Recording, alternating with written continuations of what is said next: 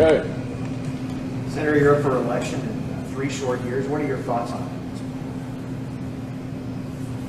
I'm sorry, I had a hard time hearing you. That's okay. What are your thoughts on running for re-election in 2026? What are my thoughts about what? Running for re-election in 2026. That's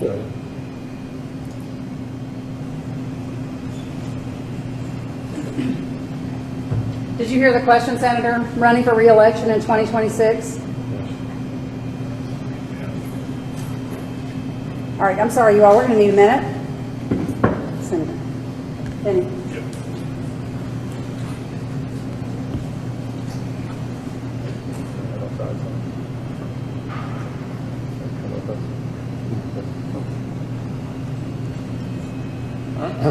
okay. Somebody else have a question? Please speak up. What efforts is Daniel Cameron going to have to make on the campaign trails when Kentucky's over in November? Senator Daniel Cameron, you have a comment on Daniel Cameron? Well, I think the government race is going to be very close.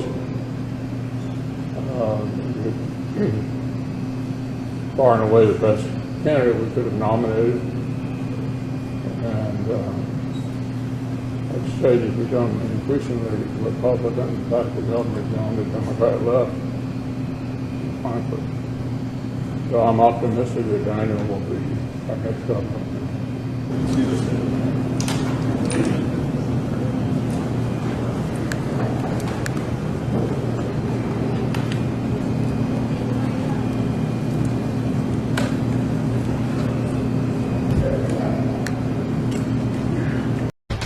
Michael, good morning. 177,000 ADP, the private payroll company, estimating that private payrolls in the U.S. in the month of August rose by 177,000. It's against an estimate of 200,000 and actually a bit weaker than the estimate because, as you remember, ADP is only doing the private sector.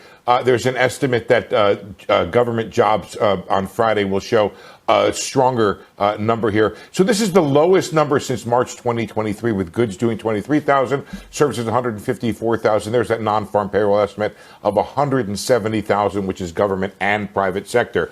As for the size of the business, small business coming down a bit. It had been quite strong at 18,000, medium business at 79,000, and large businesses reversing a decline over the past several months, now up 83,000. So the job growth was spread across business size. And then several sectors chiming in here. Education, health services, a tricky time for measuring this with back to school and not back to school and coming back in August. 52,000. Trade, transportation, utilities up 45,000.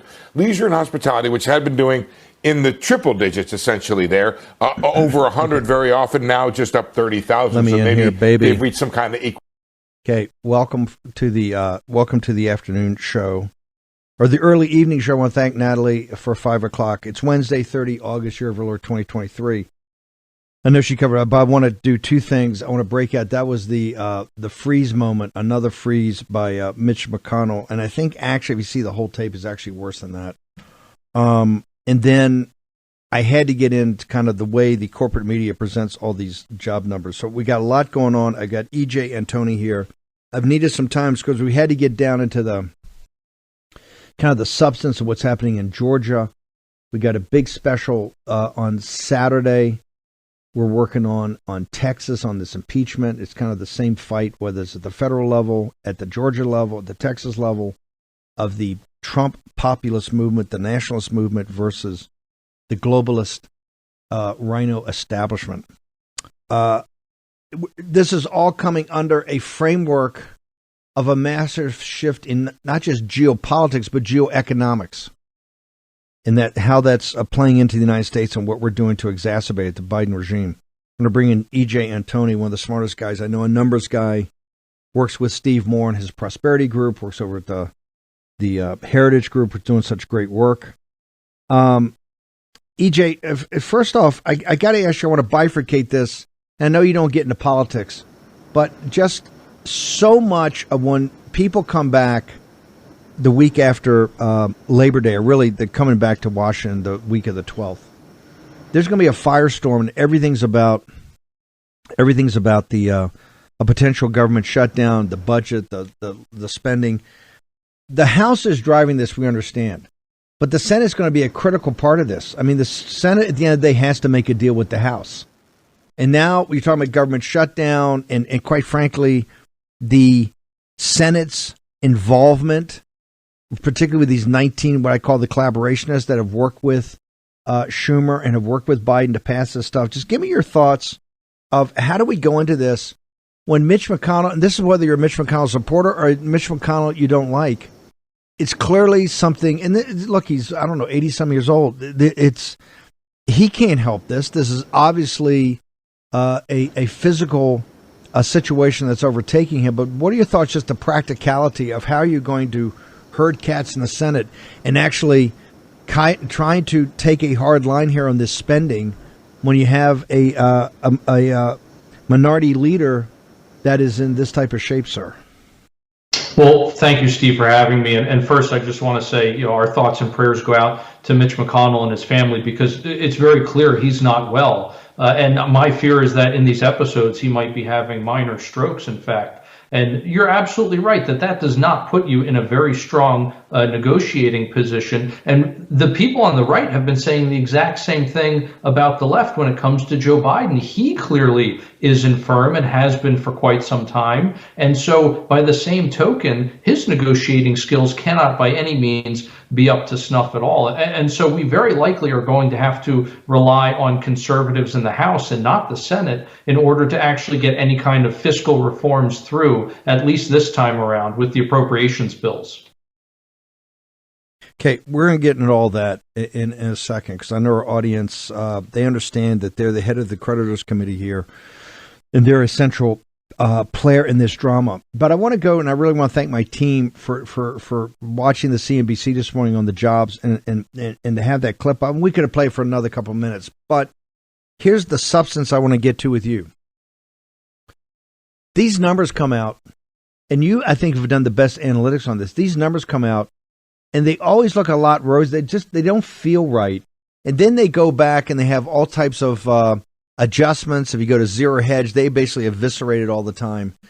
Has the U.S. government gotten to be like the CCP, which I say with the Chinese Communist Party, data is propaganda, right? This is one of the reasons the financial meltdown they're having right now, you can't even get your head around what actually the numbers are. Is the U.S. government and the Labor Department, because we saw these numbers today, I'd like you to comment on that, but they always go back and they have massive readjustments later that you see. Now they're getting it on GDP. They're pulling GDP down, but they're also changing the labor numbers. What are we to take from these numbers that come out today about the labor market? Well, Steve, you're absolutely right. These revisions are becoming a serious cause of concern here. And it's not the fact that the numbers are being revised. That's a normal part of the statistical process. And even if you occasionally have large upward or downward revisions, again, that's perfectly normal. It happens. But when things are constantly being revised downward, and by very large margins, much more than normal, when this becomes a pattern, all of a sudden you get to a point where statistically it becomes impossible to have these kinds of statistical abnormalities one after another. And so it definitely seems like there is something going on here behind the scenes. There is something wrong with the models being used, whether it's the Bureau of Labor Statistics or the Bureau of Economic Analysis, the Census Bureau, you name it. You can throw another 3 letters together and probably get another government agency that's clearly having problems with their estimates. And unfortunately, the initial estimate is what gets all of the headlines. But no one wants to talk about the fact, at least no one in the administration or the mainstream media wants to talk about the fact that every single month's of jobs data has been revised downward, several by abnormally large measures. And then we also had a very large downward benchmark revision just a week or two ago. And what that did between that and the previous revisions essentially took away a quarter of the job gains that we thought we had this year. Now on to the GDP that you mentioned that came out this morning. It turns out that most of the private economy actually grew much less than we thought. The one thing that grew more was government, of course. So looking at something like business inventories, for example, business inventories didn't even grow at all last quarter. They actually shrunk. I want to go back to these revisions because something's not right here. The books are being cooked somehow. This just can't, because what you've written is that it's not one every now and again, and you can even have a big swing, and that's just the way statistics works. This is literally going back for every month. There's a consistent, and mainly the revisions are on a downward side. So clearly, after a while, you just got to realize it's not a bug, it's a feature. And the feature is somehow either what should be these independent agencies or independent parts of the Labor Department, somehow they're trying to put forward a narrative that they understand the initial number come out. That's what everybody's focused on, that get the media attention. When you do the revisions, the caravan's kind of moved on. Do you believe that the government is cooking the books here on a consistent basis to mislead not just the American people, but the financial markets on actually the strength of the American economy and its labor market, sir? Steve, at first I really dismissed that theory because there were a lot of very logical explanations for why these different figures were being overshot. And a lot of that had to do with baseline effects. In other words, coming out of the pandemic, so many of our statistical models, frankly, just weren't very useful anymore. But all of those things should at least now be taken into account. And the fact that we are still continuing to have these blockbuster numbers that, again, are consistently revised down, that is now making me call into question the independence of many of these agencies and many of these so-called statisticians. If we were a company and we were reporting, so take the government as a reporting company with all the strictures and requirements of a public reporting, am I incorrect in saying that they would be subject to potential shareholder suits for consistent misleading financial information, sir? Well, again, Steve, under normal times, you would have revisions like we've seen, but they would be going both up and down, so it wouldn't be consistently overshooting. But you're absolutely right. If you were a private business and you consistently misled investors with earning estimates, which you were never able to meet, and you always had misses quarter after quarter and year after year, absolutely people would begin raising concerns. And not just your investors, but the regulators would begin raising concerns too. The problem is now it's the regulators that are at issue. So who's regulating them? Who watches the watchman? You've actually nailed it. If the government, according to these around these statistics, this was a reporting company. The SEC, and he went back month after month and revised it down, always in one direction. And quite frankly, the numbers originally were pretty dramatic. So people were all elated and obviously buying stock and making decisions off that. But you had revisions later that were all the same direction, consistently down. You would open to massive shareholder. First off, you'd have a visit the following day from the SEC. They would be all over you, being a publicly traded security, right? Your auditors would be on notice. There would be huge actions. And I just want to make sure the audience understands this. There's something not right here. This is not the normal course of business. EJ gave you the very even-handed. The reason he's been doing the analysis every month and publishing these articles, but he hasn't been screaming, fire in the theater, because naturally sometimes you have swings both ways. But that's not what this is. This is a pattern of misreporting. And it's misreporting to build a narrative that the economy is okay. The other part, to get back to the GDP realignment we had today, or the reassessment we had today, that GDP happens to be lower, and I don't need to tell anybody in this audience that, because your lived experience shows you this economy is not robust. This economy is not functioning.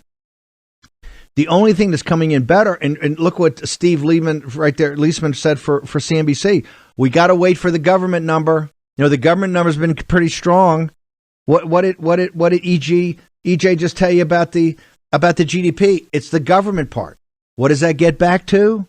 That gets back to the McCarthy-approved spending orgy of the Biden regime. This is all inextricably linked back together. I'm going to get to your article in a second about the inflation, EJ, but is that what we have? The only thing they got going for them is the ability to keep spending money to try to keep the carcass of this economy at least fogging a mirror, sir. Steve, I think so. I think the government handouts are the only thing keeping not only the government expenditures alive, but also the government transfers. And what that's doing is it's goosing the consumption expenditure numbers, which is basically just how much you and I are spending every quarter. So because the government is still handing out so much money to people, and money that they already did hand out is still being spent, that's helping to keep some of these numbers elevated, but it can't last forever. And one of the key drivers of economic growth going forward is private investment, which has literally just flatlined since Biden took office. In other words, we're not going to be able to sustain current economic output with these investment levels. And so unless something changes, there's no way you can avoid a recession here. That's just what the numbers tell us. Walk me through that. Slow down and walk me through that again. That about the recession, as you see the numbers right now.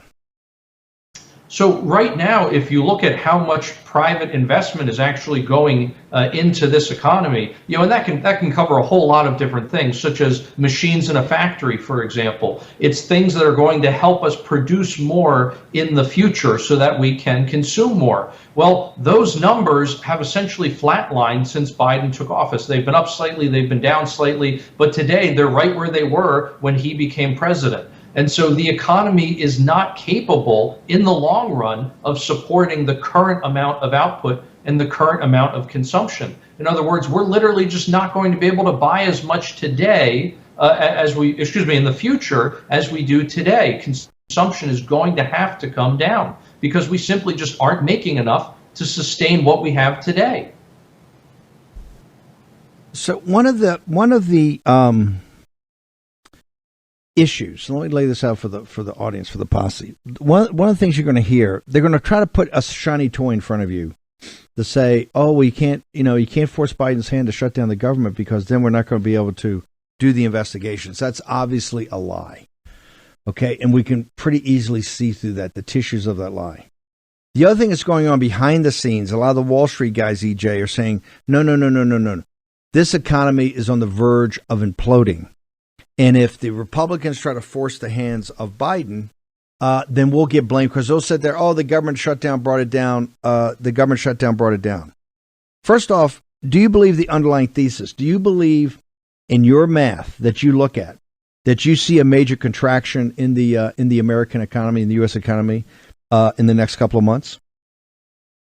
We are looking at a contraction absolutely in the future. It's just a question of when. Now, initially, when I started this year running the numbers, it looked like it was going to begin by the fall. But what we've seen with a lot of these economic indicators is that they are still pointing to a recession just slightly further into the future. So right now, the latest numbers indicate that a recession would probably begin around December. The yield curve is a very good example of this. While the yield curve does invert, which means it switches from the position it's normally in, it does that before a recession. However, it usually returns back to normal, or at least begins returning to normal, before the recession actually begins. That process hasn't begun yet, which indicates a recession is going to be at least several months away. But Steve, you simply cannot spend, borrow, and print trillions upon trillions of dollars and not expect negative consequences. And we are staring down the barrel of those negative consequences right now.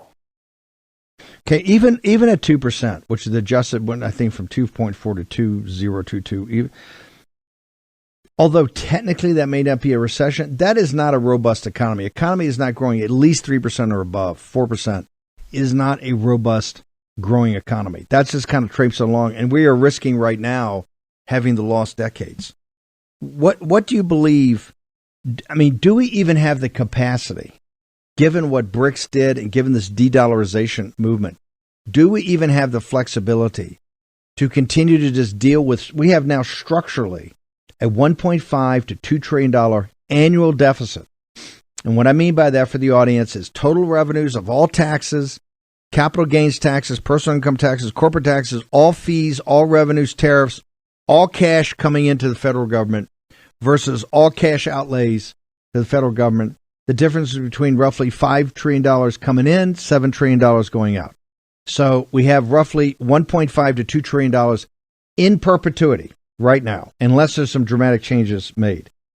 is that, given what the BRICS said last week, that, hey, we're going to start the de-dollarization program, given what Modi did with Mohammed bin Zayed in the UAE to cross this massive 1 million barrels of oil for rupees, given the inclination of the global south that controls the resources, do you believe we have the capacity to continue on an annual basis in perpetuity at $1.5 trillion to $2 trillion of annual deficit, sir? No, not at all, Steve. This is going to end very, very poorly if we do not reverse course very soon. And, unfortunately, I wish I could give you whatever the magical date was or the magical number was, but that has proven to be different for different countries at different periods of time around the world. So I can't say once we hit, for example, a certain percent of GDP that's our point of no return. We simply just don't know where that is. But that's all the more reason why we need to move so urgently to address what you rightly pointed out are structural problems in the federal budget, because we don't know where that point of no return is, and we don't know how close we are to falling off that fiscal cliff. What we do know is that we're headed in the wrong direction. Is now, so when we come back from the holidays, we have an ill minority leader, Mitch McConnell. Obviously, he's not the same guy he used to be. No fault of his own. It's his medical condition right now. And this town is a town of hard-nosed vipers, right? So you have someone that's in a very serious medical condition. You have Kevin McCarthy that is talking about happy talk, that I just need a 2-month CR. We just need to keep going, and I need to keep the impeachment going. If you shut down this, if you force the government to shut down, I can't do the impeachment. Well, behind the scenes, he's saying I need a CR to March. A continuing resolution to March. And what would be if we had a continuing resolution to March at the same spending levels they got baked in, because that's what he wants? How catastrophic do you think that would be, EJ? It's definitely going to take us closer to the brink. I don't think people realize that the United States doesn't actually pay off any of its debt. It simply rolls it over. It'd be like if you max out a credit card and then instead of paying that card off, you just get a new credit card and transfer the balance from the old card to the new one. But when you do that, the debt is no longer subjected to the old interest rate. It's now at the new interest rate on that new card. And that's what's happening with our debt right now. So we are rolling over debt that's at 1, 2, 3%. And we're rolling it over at twice those rates. So it's causing the deficit to literally go up exponentially. And as a consequence of that, we are seeing the deficit, we are seeing the debt just absolutely explode. The federal budget truly is collapsing in real time. If you look at the monthly report from the Fiscal Service, there are only 2 line items that are larger than interest on the debt. If I remember correctly, it's the Social Security Administration and the Department of Health and Human Services. That's it. So that gives you some perspective as to just how much we are paying out on interest alone, and it's only getting worse. And every single month that goes by, every single month that McCarthy gives us just another CR makes the problem that much worse. Because going back to that credit card example, imagine if every month when those financing charges come in, you simply just roll that over onto another card. So you're not even paying for the interest. You're simply letting the balance grow and grow. For a family, that's the path to insolvency. Why do we think it's any different for the nation at large? Okay, we're going to take a break. EJ's going to stay with us. He's got an amazing piece in the Washington Times about Biden economics and Biden inflation. This all gets back to how it is impacting American citizens. But I also want you to understand that the entire apparatus is on your shoulders.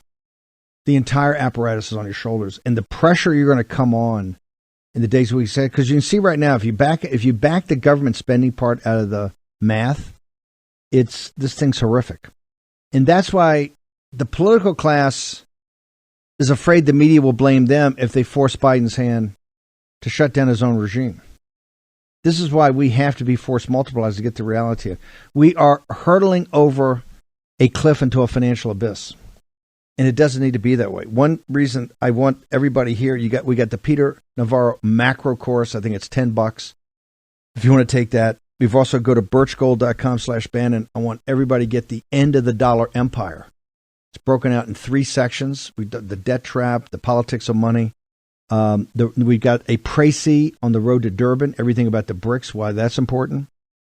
I'm about to come out with, quite frankly, working with Philip Patrick and the Birch team in about mid-September, the 4th installment that will blow your head up. It'll go back over time and actually trace productivity, trace value creation for the American people. You'll start to be able to see the answers of why the elites in this country are extracting all the wealth for themselves, and you're left holding the debt bag and having to pay off all these obligations, or at least now the interest on the obligation. Can't even get to the face amount. birchgold.com/Bannon. And make sure you ask Philip Patrick's team. This is the question you got to ask them.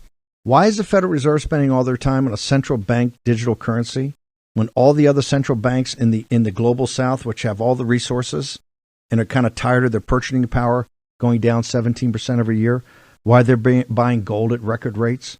Just ask that question. When you get the answer, I think you'll be able to sit through and think through your current financial situation in an entirely different light. birchgold.com/Bannon. Okay, we're going to take a short break. E.J. Antoni, the numbers man, going to talk to you about your lived experience in the age of Bidenomics and its inflation. Back in the warm in just a moment.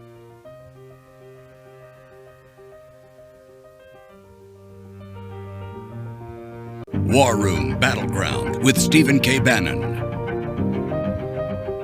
Okay, one of the reasons we do this, remember, there's never been a working class or middle class audience has been kind of weaponized in this area of understanding capital markets and economy. That's why I think about it. None of the shows play it. None of the shows do it. The reason they don't do it, one, it may be beyond their comprehension. But number two, the real reason is from the channels and networks. They don't want you to understand this. They want you chasing shiny toys. Think about it. The Hill newspaper this morning, the lead story was like you were reading the script from War Room a week ago. Talked about the House coming back, talked about who the House Freedom Caucus, these other pages are going to stand up, and they said they've heard enough of it, and they echoed E.J. Antoni. Ralph Norman and others just saying, they go, hey, I've looked at the math, and unless somebody can explain a different set of mathematics to me, then this has to stop, and we have to be adults. That's what governing is about, is making tough calls. We're going to have to make some tough calls. In order to have the American people on your side, you're going to have to treat them with some respect. What we do in the show, we treat you with respect because we give a lot of tough information. This is not easy entertainment.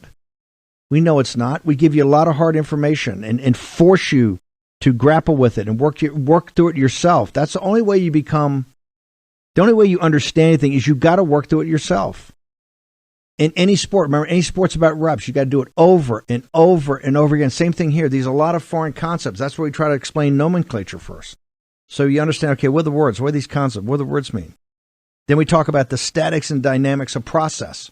How do things proceed? What is the process? And what are the things that are static in that? What are the things that are dynamic in that?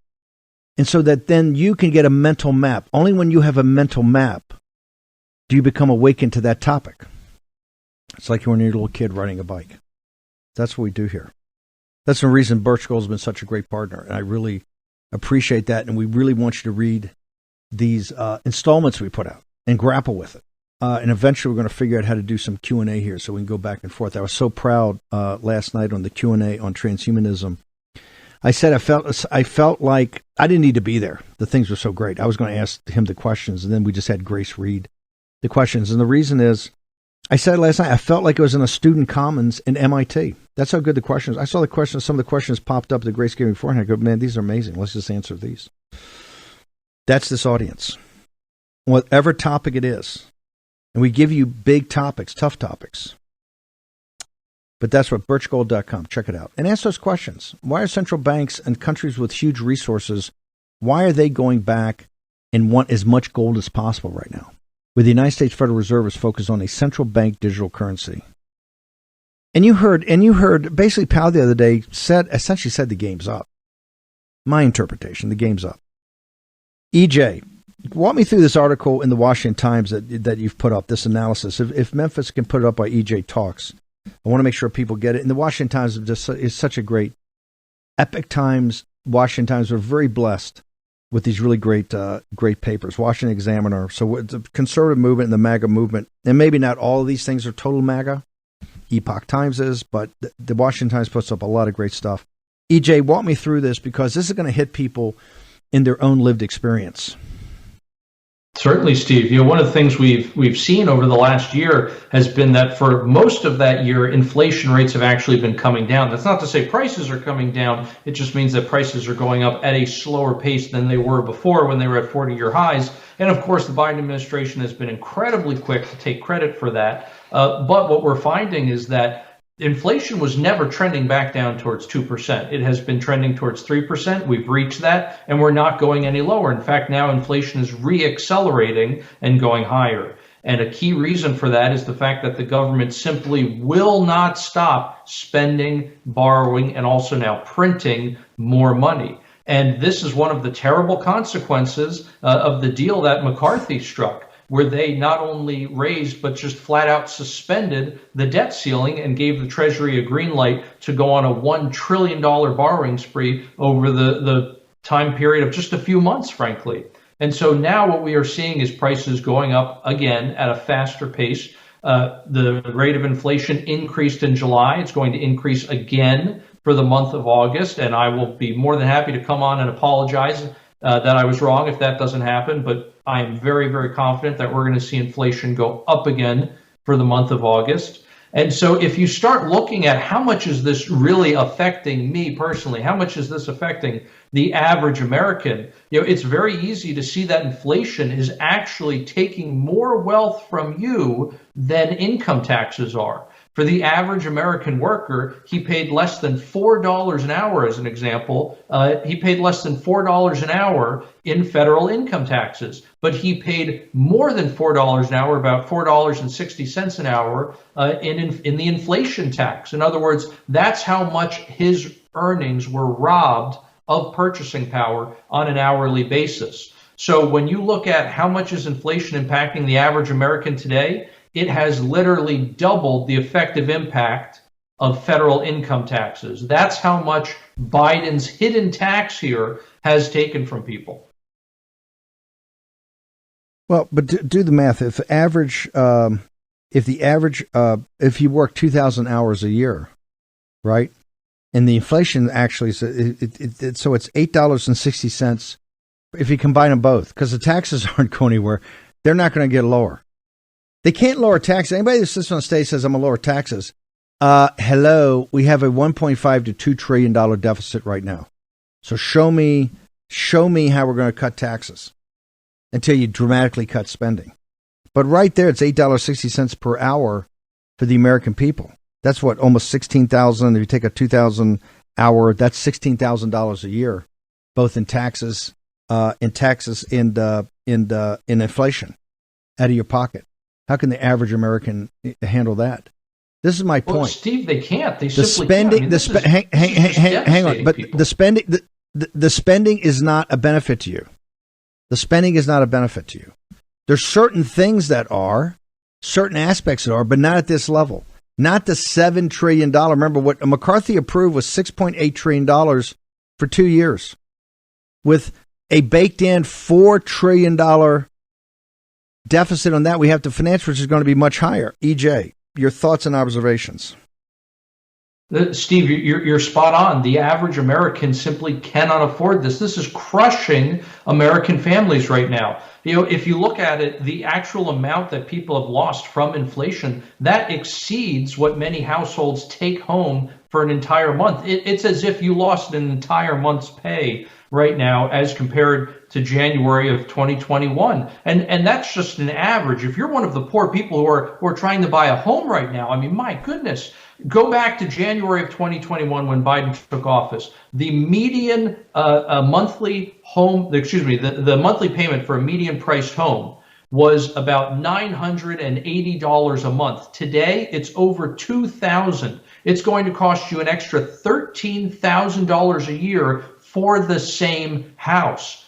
The middle class cannot afford that. It is no wonder that things like consumer sentiment, consumer expectations, consumer confidence, these numbers are all near historic lows. Before I leave you, in great analysis, Richard Stern's in charge of the budget. He's the head of the budget project over at Heritage. We had Richard on last week, And Richard says, hey, when you cut out all the cont and the back and forth, he thinks the cuts they're talking about are really $12 billion. That's from Richard Stern. Now, I would actually give him the benefit of the doubt and say maybe it is the $100 billion they're talking about. But EJ, that's both of those are irrelevant numbers. Is your theory of the case similar to mine, unless there's major structural changes to the spending?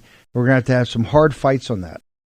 That this thing is now officially out of control because now you've got a systemic problem where structurally you've got a crowding out of other capital because you're having to raise so much money. You're having to raise $1.5 trillion to $2 trillion every year at higher interest rates. The point that EJ made earlier in the last segment, that say, hey, you're rolling over, particularly start rolling over some of this federal debt. A lot of that was back in the days of zero interest rates or 1% interest rates.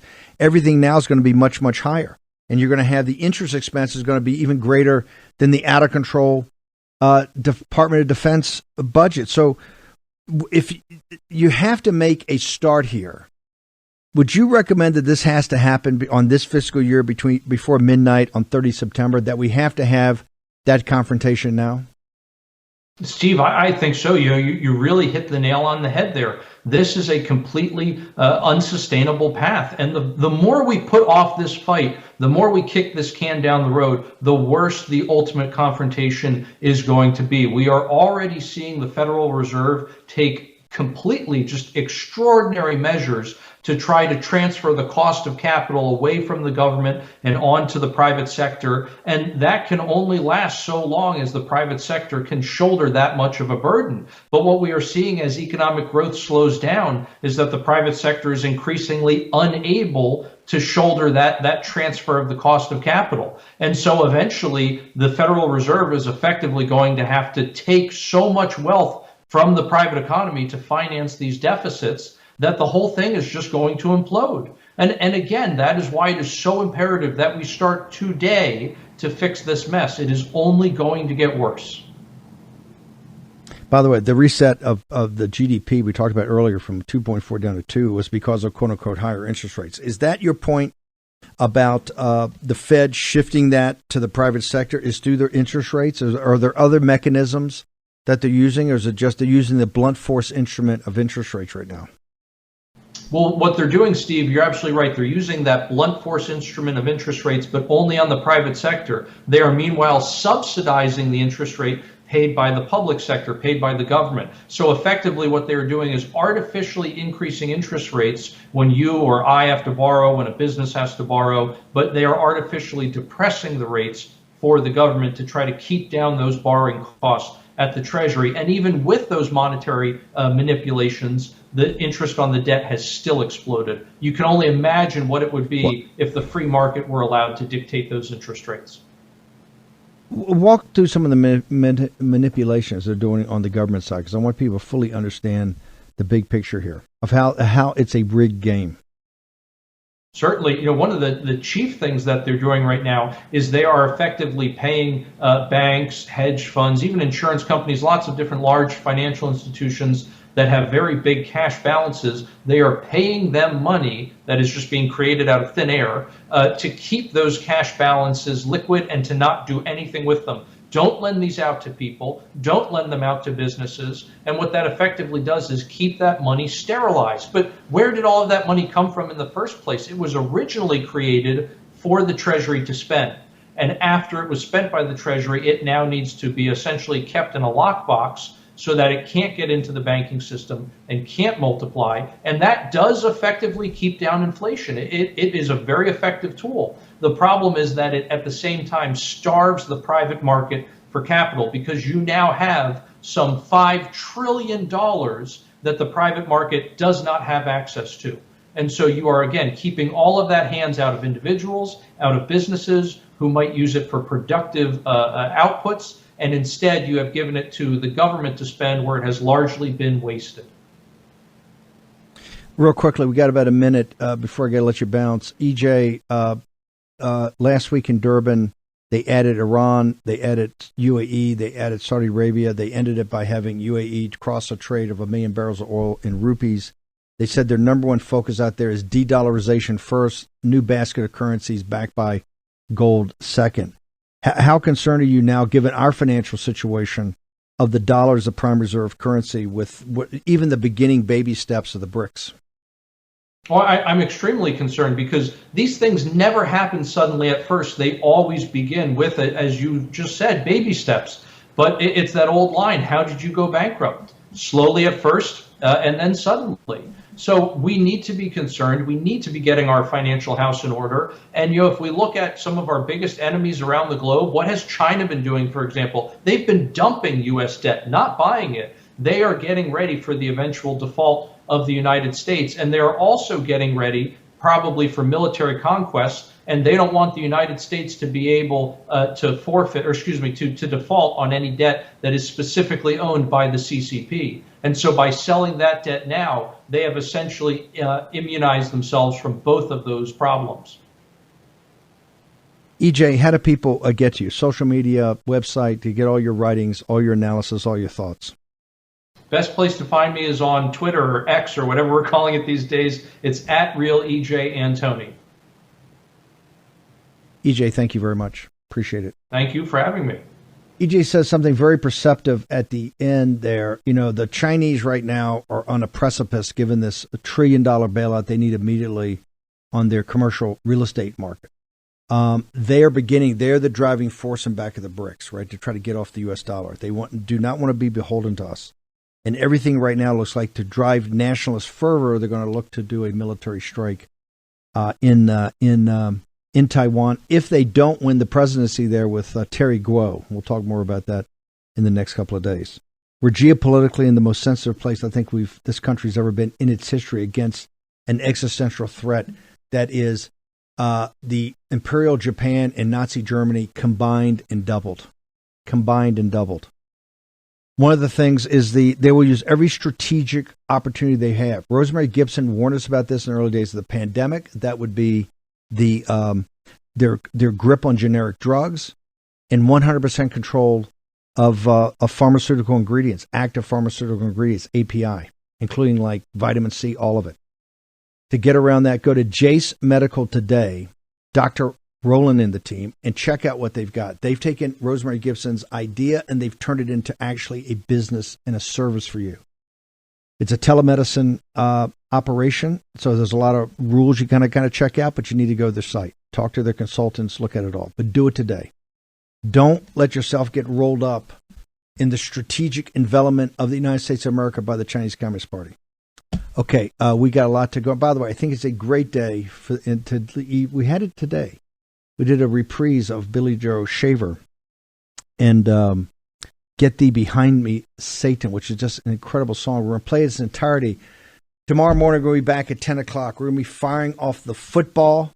We got 4 hours of the War Room tomorrow and Friday. Then we got some specials. We got an amazing special on the trial of Ken Paxton. What's happening in Texas is just as important to the entire nation, the impeachment of an attorney general, as what's happening to President Trump in Georgia with Kemp. And we're going to show you the connective tissue of how to think about them both.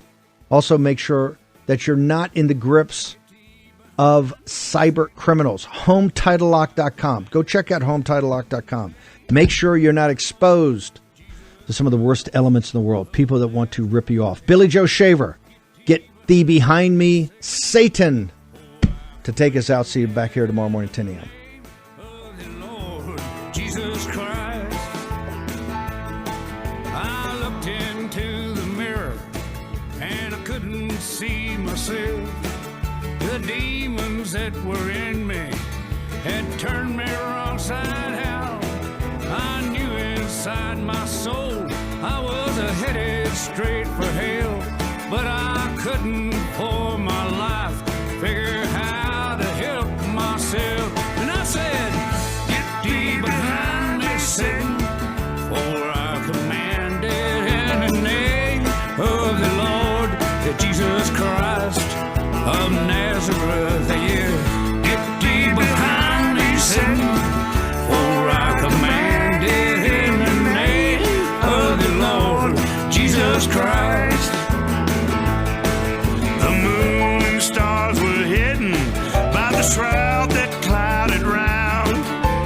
see my loved ones weeping as they lowered me in the ground. No word was spoken over me. I almost thought I died. Then I knew I wasn't dead. I had been buried alive. I said, "Get thee behind me, Satan, for I commanded in the name of the Lord Jesus Christ of Nazareth here. Get thee behind me, Satan, for I commanded in the name of the Lord Jesus Christ." I couldn't see my hand in front of my face. I knew that I was buried in the deepest, darkest place. The deeds I had done put me in this awful place. Then I felt a stir inside me, and a smile came across my face. And I said, "Get thee behind me, Satan, for I commanded in the name of the Lord Jesus Christ of Nazareth." Yeah, get thee behind me, Satan, for I commanded in the name of the Lord Jesus Christ. Yeah, I said, "Get thee